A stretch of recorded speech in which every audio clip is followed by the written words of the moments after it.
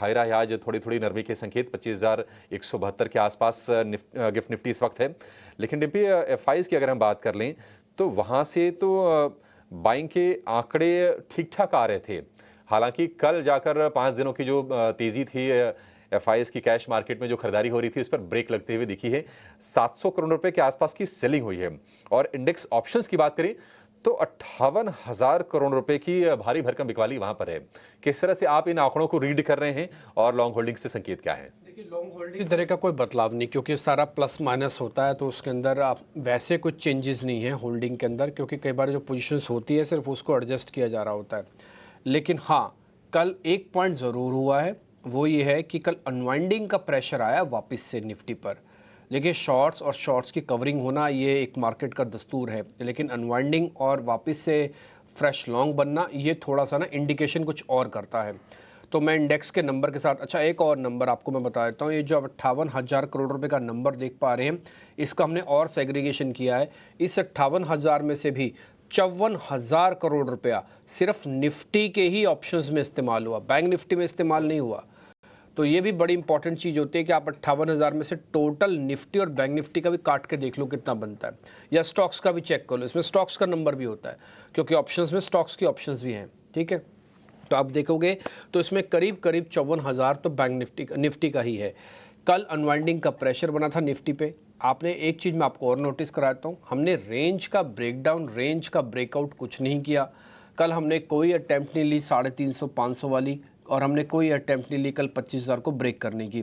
कल एक डल सेशन के तौर पर मार्केट का गया। ओपन इंटरेस्ट करीब करीब 1.25 से 2% के आसपास घटा है। 90 पॉइंट का प्रीमियम आपको अपनी स्क्रीन पर दिख रहा होगा, और प्राइस एक्शन देख लीजिए 0.05 है। आप पिछले मैं आपको चलो एक पॉइंट और बताता हूँ, हमने पिछले शुक्रवार को 25,000 का लेवल पा लिया था, पिछले शुक्रवार को निफ्टी पर, और आज फिर से हम शुक्रवार पे खड़े, अभी भी हम 25,000 के ऊपर ही खड़े हैं। हमने पॉइंट्स कितने जोड़े? कुछ भी नहीं। 140 पॉइंट के हफ्ते भर के लिए होते हैं, अगर मैं इसको रोज़ के हिसाब से भी बांट दूँ ना तो सिर्फ 30 पॉइंट भी नहीं बनते, 30 पॉइंट भी नहीं रोज़ बनते हैं। आप उस सोचेंगे उस 30 पॉइंट के चलो एवरेज में बांट भी दिया, 30 पॉइंट में क्या आप सौदा प्लस करोगे, क्या निकालोगे, क्या कमाओगे, और कैसे ब्रोकरेज पे करोगे? तो मार्केट काफ़ी डल है। इसकी मैं काफ़ी हद तक वजह मैंने सुबह भी नोटिस करवाई थी फ़ोन के ज़रिए, अभी फिर से बता देता हूँ। वह रोल ओवर के नंबर्स, रोल ओवर में जब हम डाटा लेके आए तो मैंने आपको एक चीज़ बताई थी कि 6 लाख से ज़्यादा कॉन्ट्रैक्ट इस बार सीरीज़ के अंदर आए हैं, और सीरीज़ काफ़ी हैवी है, ये बहुत हैवी सीरीज़ है, और ये इतना ज़्यादा डाटा लेके आए कि जब तक आप इसको छाटोगे नहीं, कटाई छटाई नहीं करोगे, मार्केट चलेगा नहीं। क्योंकि इसी 6 लाख में तेज़ी वाले भी बैठे हैं और मंदी वाले भी लेके बैठे हैं। मंदी वालों की कवरिंग करवानी है, वो हो नहीं रही। तेज़ी वालों की अनवाइंडिंग होनी है, वो हो नहीं रही। तो ना अनवाइंडिंग हो रही है ना कवरिंग हो रही है, तो बाज़ार जस के तस फंस के बैठ गया है। और जब तक ये ओआई एडिशन बहुत स्पीड से नहीं घटेगा, मैं आपको कल का नंबर बता देता हूँ, 5.95 लाख के ओपन कॉन्ट्रैक्ट खड़े हुए हैं। अगर आप एनएससी की वेबसाइट पे जाके चेक करना चाहें, वहाँ पे भी मिलता है ये डाटा। तो ये कम से कम अभी 50,000 कॉन्ट्रैक्ट ख़त्म करने पड़ेंगे, आपसे जैसे मर्जी ख़त्म करो, उसके बाद एक बड़ा मूव आएगा, नहीं तो मूव नहीं आएगा। आज अगर फ्राइडे नहीं होता ना तो मैं तो आज ये कहता, आज आप घर चले जाओ, आप इंडेक्स का भूल जाओ, इंडेक्स में कुछ होने भी जा रहा है तो। लेकिन फ्राइडे है, थोड़ा वॉलिटिलिटी विक्स के हिसाब से हम 15.5 के आसपास आ रहे हैं, इसलिए मैं आपको नोटिस करवा रहा हूँ। रही बात एक और, जब आपने एफआईएस का नंबर बोला तो मैं जरा डीआईएस के नंबर को भी साथ में जोड़ देता हूँ। डीआईएस की होल्डिंग थोड़ी कम हुई है कल, ये 40-41% से घटकर 38% हुई है। ये अच्छा साइन नहीं है कि डीआईएस की तरफ से माल बेचा गया। और कल जब हम नंबर आपको बता रहे होते हैं ना, तो उसमें एफआईएस और डीएस के दोनों के नंबर आपको नोटिस करवाते हैं। रिटेल की तरफ से कोई होल्डिंग में चेंजेस नहीं है, उनकी तरफ से कुछ खास बड़ा बदलाव नहीं है। तो एफआईएस की होल्डिंग 68%, रिटेल की होल्डिंग 43%, डीआईएस की होल्डिंग 38%, इन सब पे ही है। तो ये एफआईएस की होल्डिंग में जो 58,000 करोड़ रुपए का आप नंबर देख पा रहे हैं, ये सिर्फ निफ्टी का एपिसोड है। इससे एक चीज़ और ख़राब हो गई, चलो मैं इसी नंबर के साथ वो भी जोड़ देता हूँ कि मिस ना हो जाए, वो है पुट कॉल रेशो। पुट और कॉल जब आमने सामने खड़ी होती है ना, तो उसकी एक रेशियो निकाली जाती है कि किसके मुकाबले क्या चीज़ खड़ी है। कल वो 1.33 हो गई, इसका मतलब कि कल कॉल राइटिंग भी हुई है मार्केट के अंदर।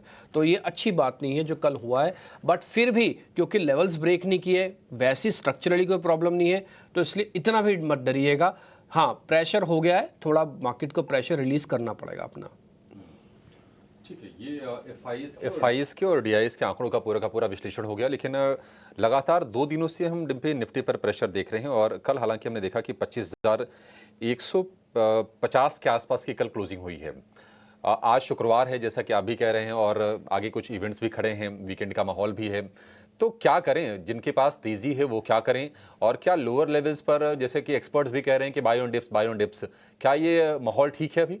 हाँ, ये किया बाइंग ऑन डिप्स, क्योंकि आप जितना 25,000 के करीब खरीदेंगे उतना फ़ायदा। देखिए अभी आपको फिर से 62 पॉइंट ऊपर गिफ्ट निफ्टी दिखा रहा है। मेरे को ट्रस्ट नहीं है कि 62 पॉइंट ही खोलेगा गिरावट के साथ। जैसे मैंने कल कहा कि हम पूरी तरह से सिंक नहीं है ग्लोबल मार्केट के साथ, थोड़ा अनसिंक है। कहने का मतलब है कि जितने वो हमको नंबर्स दिखाता है या तो उससे बहुत ज़्यादा टूट के गिरते हैं तो बहुत कम गिरते हैं। कल का बेस्ट एग्जांपल है, कल आपको गिफ्ट निफ्टी दिखा रहा था 117 पॉइंट, आप खुले सिर्फ 50 पॉइंट, तो 100 पॉइंट 50-70 पॉइंट कहाँ गए? गुम हो गए वो हवा में।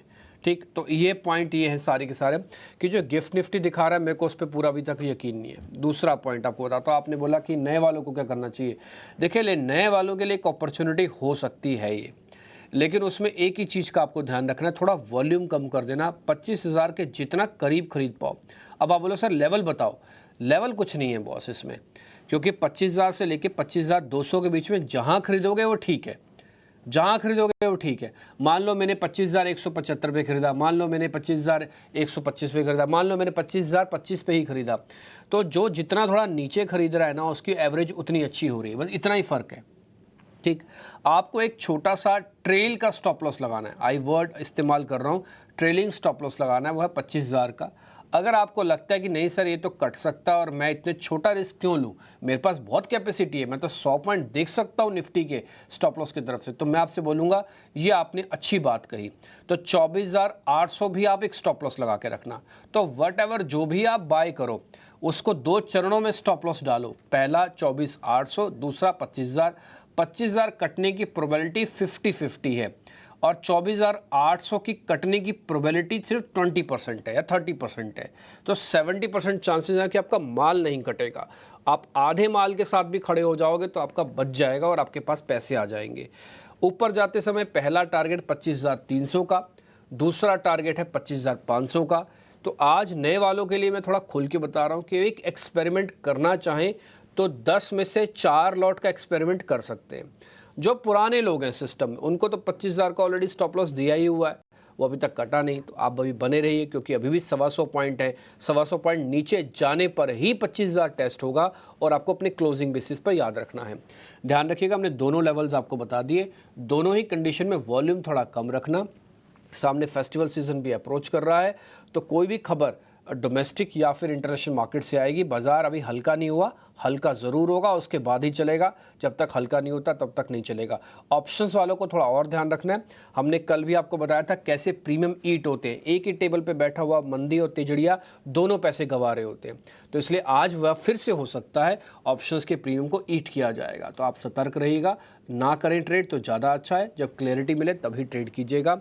और बस एक ही पॉइंट के साथ कंप्लीट कर देता हूँ, वॉल्यूम थोड़ा कम रखना। ठीक है, वॉल्यूम कम रखना है। और आगे डिम्पी, जैसा कि आपने कहा कि फेस्टिवल सीजन भी है, तो फेस्टिवल सीजन के प्ले तो निश्चित तौर पर बैंकिंग स्टॉक्स भी होते हैं। बैंकिंग हो गए, फाइनेंशियल हो गए, कंज्यूमर फाइनेंस हो गए, क्रेडिट कार्ड वाले हो गए। देखिए गोल्डमैन सैक्स को लेकर, गोल्डमैन सैक्स की एसबीआई कार्ड्स को लेकर बड़ी अच्छी बुलिश रिपोर्ट भी आई है। एक चीज़ और हम डिम्पे देख रहे हैं कि कहीं ना कहीं जो ग्लोबल हैंगओवर है आईटी को, मेटल को, फार्मा को थोड़ा सा हो सके अब परेशान करो, और ये चल भी गए हैं, तो क्या बैंकिंग पर ही अब ज़्यादा फोकस करें? कल हमने देखा कि मतलब निफ्टी कमज़ोर था, लेकिन निफ्टी बैंक में हमने देखा कि 51,500 के आसपास जाके थोड़ी कल क्लोजिंग हमने देखी है। यही एक सिर्फ हिंट है कि आप 51,500 को अटेम्प्ट कर रहे हैं ब्रेक करने की, लेकिन जैसे आप अटेम्प्ट करते हैं अगले दिन ही ग्लोबल मार्केट आपको खराब मिल जाता है। क्या इससे पहले हमने 51,500 की क्लोजिंग नहीं दी? आज से 3 दिन पहले हमने 51,500 के ऊपर क्लोज किया था, नेक्स्ट डे फिर ग्लोबल मार्केट खराब हो गया। तो जो कॉन्टिन्यूटी इफेक्ट होता है, चक्का बार बार घूमेगा तभी एनर्जी प्रोड्यूस होगी। एक बार घूमेगा तो जो करंट पैदा हुआ सिर्फ एक बार बल्ब जलेगा फिर बुझ जाएगा। बल्ब को रेगुलर जलाने के लिए आपको कॉन्टिन्यूटी इफेक्ट चाहिए, बैक टू बैक वो घूमता रहे। तो इसलिए इस मंदी के पूरे कश्मकश से बाहर निकलने के लिए बैंक निफ्टी को थोड़ी ज़्यादा मेहनत करनी पड़ेगी। लेकिन मैं फिर भी इन दोनों इंडाइसेस में से बैंक निफ्टी की तरफ थोड़ा ज़्यादा टिल्ट हूँ।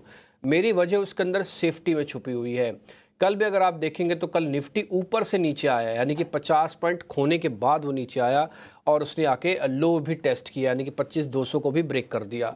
जबकि बैंक निफ्टी ने ऑलमोस्ट अपने डेज हाई के आसपास आके क्लोजिंग दी है और वो कोशिश कर रहा है कि 51,500 के आसपास उसको क्लोज मिल जाए। तो एक अच्छा पॉइंट बैंक निफ्टी के साथ है। दूसरा, पुट कॉल रेशो, मंदी और तेजड़िए किस किस तरह से खड़े हैं उसकी जरा आपको आइडिया लगता है पीसीआर से, पुट कॉल रेशो से। उसके अंदर पुट कॉल रेशियो इसका 0.84 है।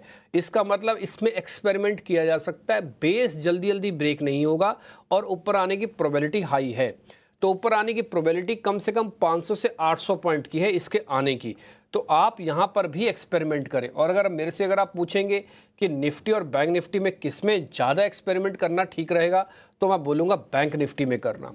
वो वजह मैं बता देता हूँ आपको। 51,000 पक्के वाला सपोर्ट है और इसका 51,000 डॉट लेवल नहीं है। इसका 51,000 से लेके 51,200 वाली पूरी रेंज है 200 पॉइंट की। उस 200 पॉइंट को एक मेजर सपोर्ट है, वो कहीं से भी घूम आएगा। अगर वो घूम के आ गया इस बार, उसको टेस्ट करके आ गया, ट्रस्ट मी इस बार ब्रेक जरूर कर देगा, क्योंकि एक बार वो अपने पैनिक, अपने डर से वो झिझक निकालना चाहेगा। अगर नहीं भी निकलती मान लो, तब भी आपके पास रिस्क रिवॉर्ड काफ़ी अच्छा है एक्सपेरिमेंट करने के लिए। आप 51,000 का एक स्टॉप लॉस लगाओ। 473 पॉइंट है, मैं मान के चलता हूँ 100 पॉइंट 150 पॉइंट आपको नीचे मिलेगा बैंक निफ्टी। आपको और अच्छा रिस्क रिवॉर्ड हो गया, आपने 200 के ऊपर खरीदा हुआ है। अब आपका जो टारगेट है वो 51,800 का है। आई रिपीट, आपका टारगेट 51,800 का है। बस एक छोटा सा पॉइंट मार्केट को करना पड़ेगा, 51,500 के ऊपर एक दिन और क्लोजिंग देनी पड़ेगी। सेकेंड डे आप 51,800 भी देख लेंगे। तो बैंक निफ्टी की प्रोबेबिलिटी थोड़ी हाई है, इसमें आप जरूर नोटिस कीजिएगा। शॉर्ट वॉट करना नहीं है दोनों के लिए। ऑप्शंस के ट्रेडर भी अगर देखना चाहें तो बैंक निफ्टी को ही ज़्यादा देखें। 225 पॉइंट से ज़्यादा का प्रीमियम अभी भी है। ये इंडिकेट करता है कि बैंक निफ्टी में लोगों का दृढ़ विश्वास अभी भी कायम है। तो ये इंडिकेशन के लिए अपने आप में बताने के लिए भी बहुत है।